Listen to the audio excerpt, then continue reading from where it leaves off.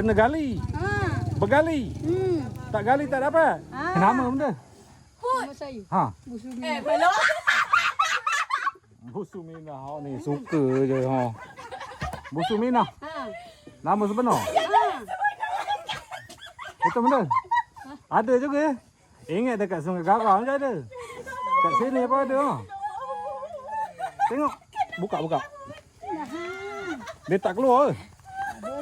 Oh, ada kat sini dekat. Maya dekat. Dekat. Tengok. Oh. Dah. Tak masak ke? Tak ada lah, tak makan dah. Dah bela tak makan. Dah bela tak makan. Kalau masak apa sedap? Ha? Isi dalam buluh sedap. Isi dalam buluh. Oh, nanti buatlah macam mana? Nak tengok. Ada dah, malah gali dah letih. Kena gali. Bergali. Tak gali tak dapat. Tak dapat. Dalam ke? Dalam ke gali? Oi, ampuh kepala weh. Ampuh kepala. Lagi. Oi, dalam ke? Oh, makan nasi. Oh. Lapar weh. Dia lapar begitu. Nasi. Tu lauk tak bagi nasi je. Goreng telur ke dia tak boleh? Hud. Dia makan ayam. Oh, apa dia makan ni?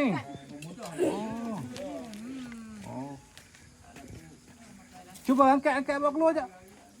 Lagi ni. Busumina. Angkat. Ui. Goi fungai.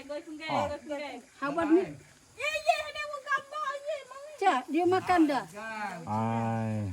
Dia takut. Ini garang sikit. Garang ya? Garang ni. Bukan garang. Gigi dia tajam ni. Oh, tengok gigi. Nama dia tu Hud. Hud. Nama benda? Hud. Sekali lagi. Ye. Ye. Oh, tengok.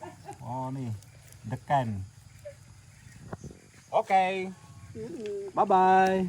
Bye-bye. Welcome.